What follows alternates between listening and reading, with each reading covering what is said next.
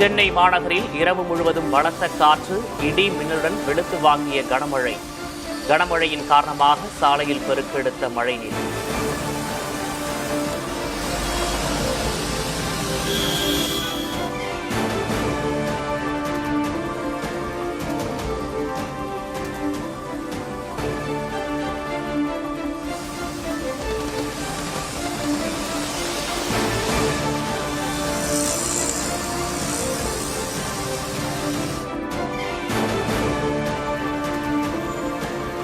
தாம்பரம், ஆவடி உள்ளிட்ட புறநகர் பகுதிகளிலும் கனமழை.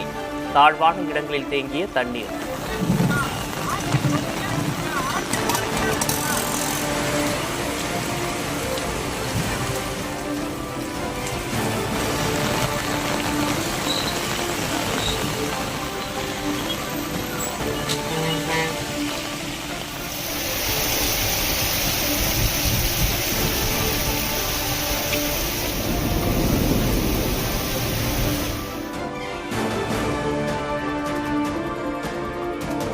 நடப்பாண்டின் முதல் மேகவெடிப்பு நிகழ்வு சென்னையில் ஏற்பட்டுள்ளதாக சுயாதீன வானிலை ஆய்வாளர் பிரதீப் ஜான் தகவல்.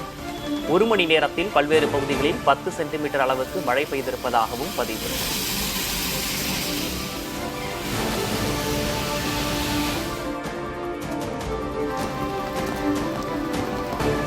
புதுக்கோட்டை, அரியலூர், பெரம்பலூர் உள்ளிட்ட பல்வேறு பகுதிகளில் பரவலாக மழை.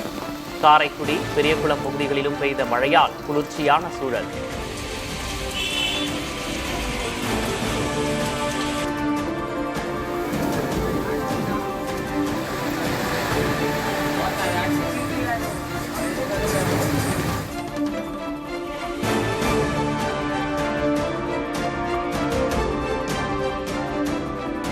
தமிழகத்தில் இன்று முதல் 6 நாட்கள் மழைக்கு வாய்ப்பு. சென்னை நகரிலும் இன்று மிதமான மழை பெய்யும் என வானிலை ஆய்வு மையம் கணிப்பு.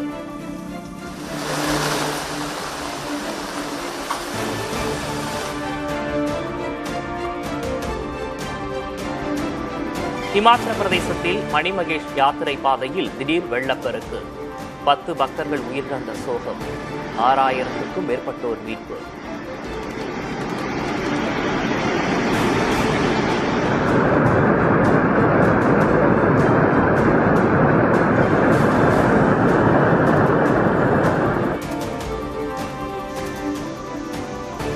உத்தராகண்டில் கடந்த 74 ஆண்டுகளில் இல்லாத அளவுக்கு கனமழை.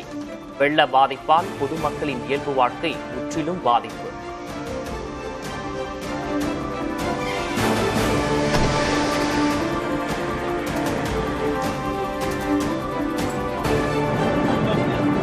ஜம்மு காஷ்மீரில் மீண்டும் மேகவெடிப்பு. ராமன் தேசிய நெடுஞ்சாலையில் நிலச்சரிவால் போக்குவரத்து துண்டிப்பு.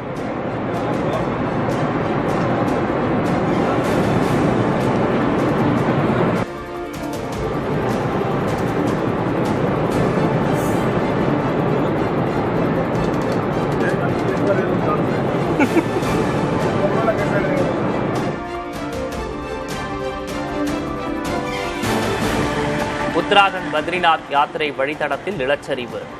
பாறை உருண்டு விழுந்ததால் நெடுஞ்சாலை மூடல்.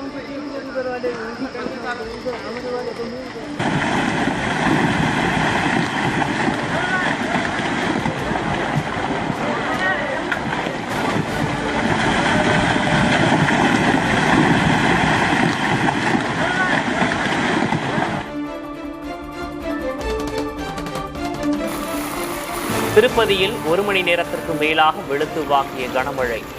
திருமலையில் தொடர்ந்த மழையால் பக்தர்கள் சிரமம்.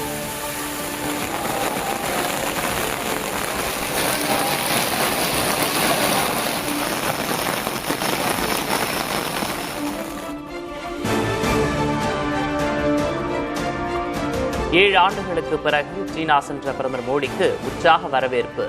2 நாட்கள் நடக்கும் ஷாங்காய் ஒத்துழைப்பு மாநாட்டில் பங்கேற்று உரையாற்றுகிறார்.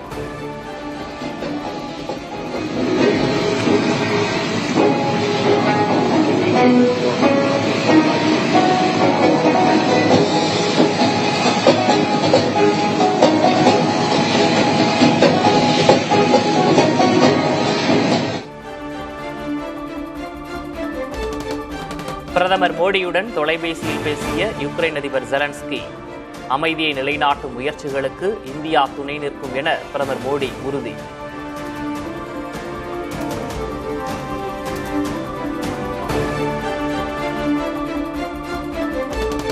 பீகாரில் பேரணி மேற்கொண்ட ராகுல் காந்தியை கருப்பு சட்டை அணிந்து வந்த பாஜகவினர் மறித்ததால் பரபரப்பு. போராட்டக்காரர்களை அழைத்து பேசி இனிப்பு வழங்கிய நெகிழ்ச்சி சம்பவம்.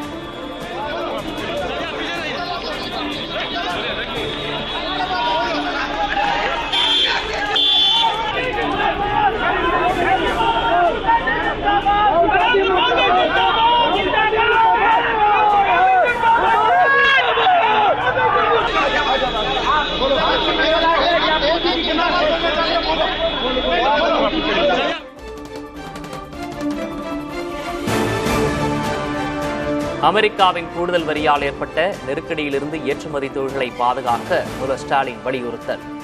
உடனடி நிவாரண நடவடிக்கைகளை எடுக்க கோரி பிரதமருக்கு கடிதம் எழுதிய பழனிசாமி.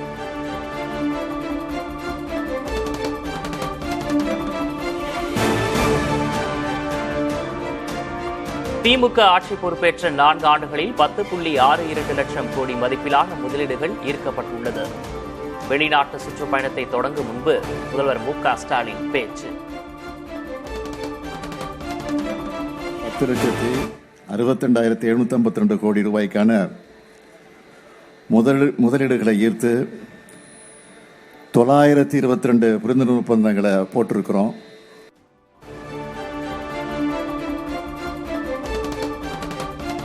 முதல்வரின் வெளிநாட்டு பயணம் முதலீடுகளை ஈர்க்கவா அல்லது குடும்ப முதலீடு செய்யவா? மக்களின் கேள்விக்கு ஸ்டாலின் பதிலளிப்பாரா என பழனிசாமி கேள்வி.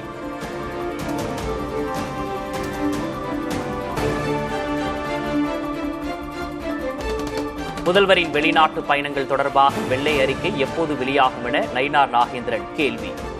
பச்சை பொய் ஒன்றுதான் திமுகவின் முதலீடு என அன்புமணி குற்றச்சாட்டு.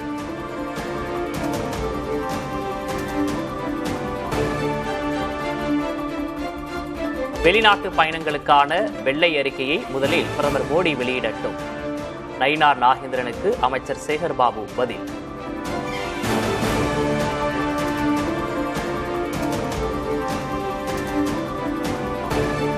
காட்டில் புலிகள் நுழைந்தவுடன் ஒரு அணிலை கூட காணவில்லை.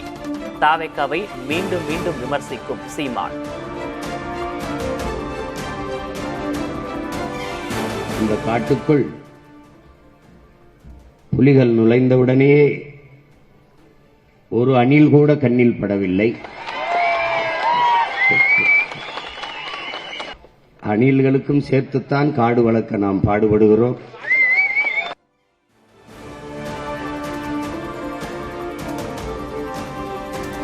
மதுரை மாநாட்டில் அறிவித்தபடி சுற்றுப்பயணத்துக்கு தயாராகும் விஜய். மாவட்ட நிர்வாகிகளுடன் தவேக பொதுச் செயலாளர் ஆனந்த் ஆலோசனை.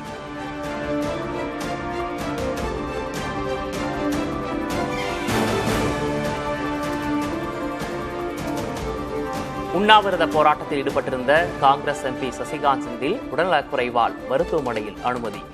தற்போது உடல்நிலை சீராக இருப்பதாக எக்ஸ் வலைதளத்தில் எம்பி பதிவு.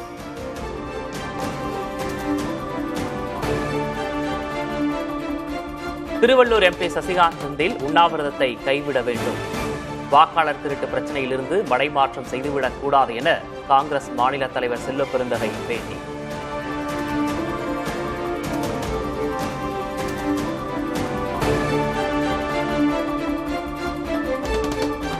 தமிழகத்தின் பல்வேறு பகுதிகளிலும் பிள்ளையார் சிலைகள் கரைப்பு.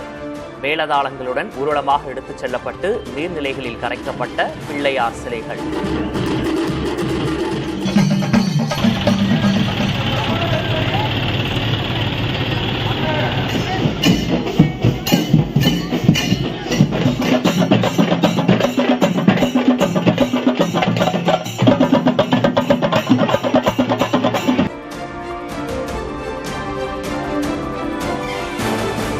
சென்னையில் இன்று பிள்ளையார் சிலைகளை கரைக்க 4 இடங்கள் தேர்வு.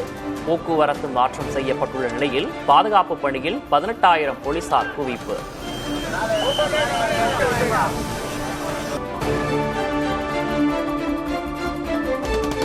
ராஜஸ்தான் ராயல்ஸ் அணியின் தலைமை பயிற்சியாளர் பதவியிலிருந்து ராகுல் டிராவிட் விலகல். அணி நிர்வாகத்துடன் ஏற்பட்ட கருத்து வேறுபாடு காரணமாக முடிவு என தகவல்.